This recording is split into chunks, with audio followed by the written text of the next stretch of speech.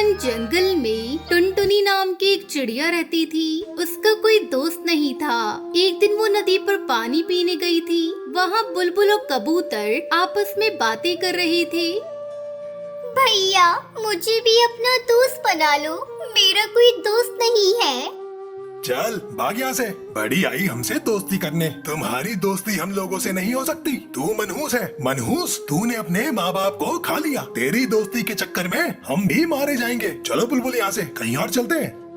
तब तक आप लोग कमेंट में बताएं 96 - 34 कितने होते हैं। मेरा कोई दोस्त नहीं है, मुझसे कोई दोस्ती करना नहीं चाहता है। तभी एक बिल्ली अपने 2 बच्चों के साथ वहाँ आती है। दोस्त डरो नहीं नन्ही चिड़िया, क्या तुम मेरे बच्चों का ध्यान कुछ समय के लिए रख सकती हो? मैं भोजन की तलाश में जा रही हूँ। मेरे बच्चे अभी बहुत छोटे हैं, इन्हें मैं अपने साथ नहीं ले जा सकती। अगर मैं इन्हें छोड़कर गई तो मेरे पीठ पीछे कोई इन्हें अपना शिकार न बना ले। मैं इस बात से डरती हूँ। तुमने मुझे दोस्त कहा है, मैं तुम्हारे बच्चों की देखभाल करूंगी। तुम आराम से भोजन की तलाश में जाओ, बच्चों की चिंता बिल्कुल भी मत करना। वो बिल्ली माँ अपने बच्चों को टुनटुनी के हवाले करके चली जाती है। काफी देर हो गई, लेकिन बिल्ली वापस नहीं आई। तब बिल्ली के बच्चे टुनटुनी से कहते हैं, आंटी बहुत देर हो गई, मम्मी अभी तक नहीं आई। हाँ बच्चों, मुझे भी तुम्हारी माँ की अब चिंता हो रही है। चलो हम उन्हें देखने चलते हैं।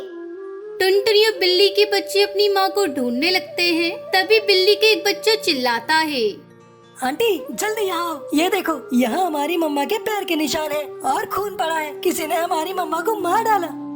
दोनों बच्चे फूट फूट कर रोने लगते हैं। तभी टुनटुनी उनसे कहती है, बच्चों मत रो, आज से तुम दोनों मुझे अपनी माँ समझो। वैसे भी तुम दोनों के सिवा मेरा इस दुनिया में कोई नहीं। हम दोनों एक दूसरे का सहारा बनेंगे। उस दिन के बाद से टुनटुनी बिल्ली की बच्चों की माँ बनकर उन्हें पालने लगती है। एक दिन बुलबुल और बंटी कबूतर टुनटुनी के पास आते हैं। अरे मूर्ख चिड़िया, अपने दुश्मनों को साथ लेकर घूम रही हो। इन बिल्ली के बच्चों को अपने साथ क्यों रखा है? जब ये बड़े हो जाएंगे ना तो तुम्हें ही अपना निवाला बनाएंगे। अरे बंटी भैया, इनकी माँ मर चुकी है। मरने से पहले अपने बच्चों को वो मुझे सौंप गई थी। अब मैं ही इनकी माँ हूँ। याद करो वो दिन जिस दिन तुम दोनों ने मुझे अपना दोस्त मानने से इनकार कर दिया था। तब उस बिल्ली ने मुझे अपना दोस्त बनाया था। मैं उसे धोखा नहीं दे सकती। अब ये बच्चे मेरे हैं, ये मुझे अपनी माँ मानते हैं। बंटी कबूतर और बुलबुल वहाँ से चले जाते हैं। समय बीतने लगता है। वो बिल्ली के बच्चे बड़े हो जाते हैं। एक दिन उस जंगल में एक दुष्पास वहाँ आता है। वो टुनटुनी को घोंसले में अकेला पाकर उस पर हमला करता है। तभी टुनटुनी के वो दोनों बिल्ली के बच्चे उस बाज को बहुत मारते हैं और वहाँ से अधमरा करके भगा देते हैं। मेरे बच्चों, आज तुमने मेरी जान बचाकर माँ का प्यार का कर्ज उतार दिया है। तुम आजाद हो। तुम अपना जीवन अपनी मर्जी से बिता सकते हो। माँ, हम तुम्हें छोड़कर कहीं नहीं जाएंगे। अब से हम तुम्हें बिठा कर खिलाएंगे। तुम आज से आराम करोगी। जंगल जाकर हम तुम्हारे लिए भोजन लाया करेंगे। अपने बच्चों की बात सुनकर टुनटुनी रोने लगती है और सभी खुशी खुशी रहने लगते हैं।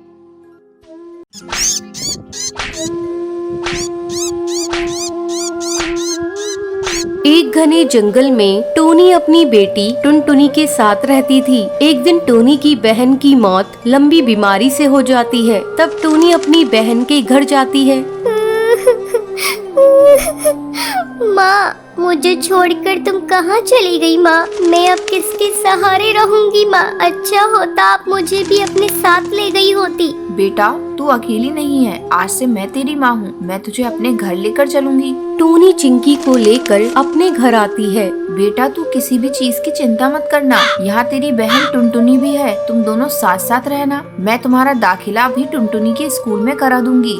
हाँ चिंकी, तुम चिंता मत करना। मैं टुनटुनी तुम्हारी बहन हूँ। आज से मैं भी तुम्हारा ध्यान रखूंगी। जल्द ही चिंकी पूरे घर में घुल मिल जाती है। टूनी टुनटुनी से ज्यादा चिंकी पर ध्यान देने लगती है। एक दिन टूनी किचन में खाना बना रही थी। माँ, खाने में क्या बनाया है? मुझे बहुत जोरों से भूख लगी है। रुक जा चिंकी, मैं अभी तुझे खाना निकाल कर दे रही हूँ। चिंकी किचन में पड़े चाकू को उठाकर उससे खेलने लगती है। तभी उसका पर कट जाता है। माँ, मेरा पर कट गया। चिंकी, तू भी ना बेटा चाकू लेकर क्यों खेल रही थी? रुक, मैं अभी तेरी मरहम पट्टी कर देती हूँ। थोड़ी देर बाद ये ले चिंकी, मैं तुझे अपने हाथों से खाना खिला देती हूँ। टूनी चिंकी को अपने हाथों से खाना खिलाने लगती है। तभी टुनटुनी वहाँ आती है। माँ, मुझे भी आपके हाथों से खाना खाना है। टुनटुनी बच्ची नहीं है तू, अपने हाथ से भी खा सकती है। माँ, जब से चिंकी आई है तुमने मुझसे प्यार करना छोड़ दिया है। जाओ, मैं नहीं खाती, मुझे नहीं खाना। टुनटुनी, ये तू कैसी बातें कर रही है? चिंकी भी तो तेरी ही बहन है, तू देख नहीं रही इसके चोट लग गई है। माँ, मुझे फालतू की बातें नहीं सुननी, मैं अपने कमरे में जा रही हूँ। गुस्से में टुनटुनी अपने कमरे में चली आती है और सोचने लगती है। जब से ये चिंकी की बच्ची इस घर में आई है, माँ उसी को प्यार कर रही है। आज चिंकी की वजह से मुझे डांट खानी पड़ी है। मैं इसे नहीं छोड़ूंगी, इसे सबक सिखाकर ही रहूंगी। अगले दिन टुनटुनी, तू चिंकी को अपने साथ स्कूल ले जा। मैंने तेरा और चिंकी का टिफिन पैक कर दिया है। स्कूल में लंच होगा तो तू भी चिंकी को खिला देना। ठीक है माँ। टुनटुनी चिंकी को रेलवे ट्रैक से स्कूल ले आती है।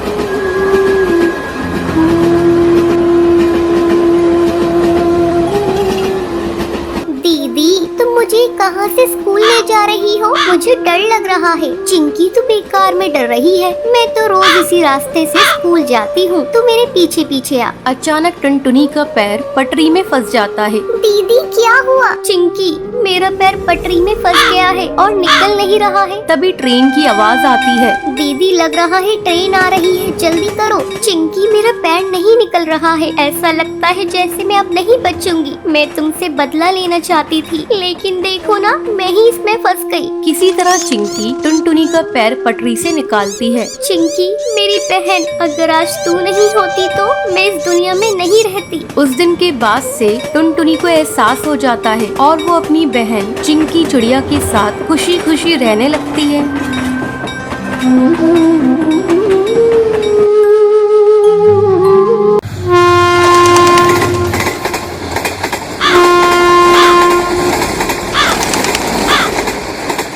शिमला के जंगल में टुनटुनी चिड़िया अपने पति कालू कौवे के साथ रहती थी।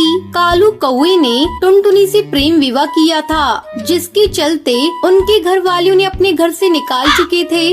अब हम लोग कहाँ जाएंगे जी? हमारे घर वालों ने तो हमें घर से बाहर निकाल दिया। आपके पास तो अभी कोई काम भी नहीं है। कहाँ रहेंगे हम लोग और क्या खाएंगे? अरे पगली, इतना बड़ा ये जंगल है, कहीं न कहीं हमें काम मिल ही जाएगा। और रहने के लिए मैं कोई किराए का घर देखता हूँ। जब मैं कमाने लगूंगा तो अपना घर भी बना लेंगे। अब चलो यहाँ से चलते हैं, पहले हम रहने का आसरा ढूंढते हैं। दोनों पति पत्नी जंगल के मुखिया चील के पास पहुँचते हैं और उससे रहने के लिए एक किराए का घर ले लेते हैं। चलो, अब रहने का इंतजाम हो गया। मैं घर को सजाती हूँ, तुम जाकर कहीं काम ढूंढो और आते समय राशन लेते आना। अच्छा भाग्यवान, मैं जाता हूँ, तुम अपना ध्यान रखना। इतना कहकर कालू कौआ काम तलाश करने चला जाता है। बहुत कोशिश करने पर उसे एक जगह काम मिल जाता है। शाम को राशन लेकर कालू कौआ जब घर लौटता है।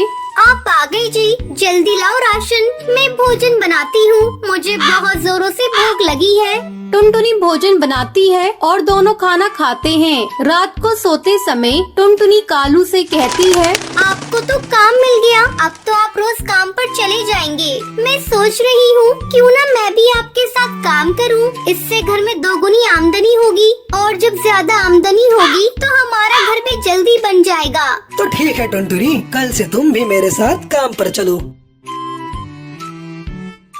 अगले दिन से टुनटुनी और कालू दोनों साथ में काम पर जाने लगे। इस तरह 2 महीने गुजर गए। सब कुछ अच्छा चल रहा था। सुनो जी, मैं माँ बनने वाली हूँ। अब मैं आपके साथ काम पर नहीं जा सकूंगी। मुझे अब आराम की जरूरत है। टुनटुनी की ये बात सुनकर कालू कौवा खुश हो जाता है और अकेले ही काम पर चला जाता है। इस तरह कुछ दिन गुजर जाते हैं। एक दिन जंगल का सरदार कालू के घर आता है। कालू, अरे ओ कालू, जल्दी घर से बाहर निकल, मुझे तुझसे बहुत जरूरी बातें करनी है। मुखिया की आवाज सुनकर टुनटुनी चिड़िया घर से बाहर निकलती है। मुखिया जी, क्या बात है? आपको जो कहना है मुझसे कहिए। कालू तो काम पर गए हैं। जब कालू घर आ जाए तो उसे बता देना, इस महीने से घर का किराया दुगुना लगेगा, रहना है तो दुगुना किराया देना पड़ेगा। इतना कहकर मुखिया वहाँ से चला जाता है। शाम को टुनटुनी ये बात कालू को बताती है। अब क्या होगा जी? वैसे भी आजकल मैं काम पर नहीं जा रही हूँ। कमाई भी बहुत कम हो रही है। दुगना किराया हम लोग कैसे देंगे? कुछ ही दिनों में अपना बच्चा भी आने वाला है। उसे लेकर हम कहाँ कहाँ ठोकरें खाते फिरेंगे। मेरा तो दिमाग काम करना बंद कर दिया है। एक बार फिर से हम लोग बेघर हो जाएंगे। टुनटुनी, तू माँ बनने वाली है तो इतना चिंता मत किया कर। तेरे और बच्चे दोनों के सेहत के लिए अच्छा नहीं होगा। रात हो गई है, कल सोचेंगे क्या करना है। फिर दोनों पति पत्नी सो जाते हैं। अगली सुबह कालू काम पर जा रहा था। वो उस समय बहुत परेशान था। उसे कुछ समझ में नहीं आ रहा था कि अब वो अपनी पत्नी को लेकर कहाँ जाएगा। इसी परेशानी में कालू कौवा अपना रास्ता भटक जाता है और एक पुरानी रेल की पटरियों के पास आ जाता है। अरे ये क्या, मैं तो अपना रास्ता भटक गया। थोड़ी देर आराम कर लेता हूँ, फिर आगे चलता हूँ। ऐसा सोचकर कालू कौवा एक पुरानी खंडर पड़ी रेल के डिब्बे के अंदर जाकर बैठ जाता है। उस रेल के डिब्बे की हालत खराब होने के कारण वो अब इंसानों के इस्तेमाल में नहीं थी। अरे ये रेल डब्बा तो बहुत पुराना है और बिल्कुल खाली पड़ा है। क्यों ना हम लोग इसी में अपना घर बनाकर रहे। मैं अभी जाकर टुनटुनी को बताऊंगा। फिर कालू कौवा वहाँ से खुशी खुशी चला जाता है। शाम को जब वो घर लौटता है तो टुनटुनी को रेल के डिब्बे वाली बात बताता है। अगले दिन वो टुनटुनी और अपने सामान को लेकर उस डिब्बे के पास आता है। फिर दोनों पति पत्नी उस रेल के डिब्बे में घर बनाकर रहने लगते हैं।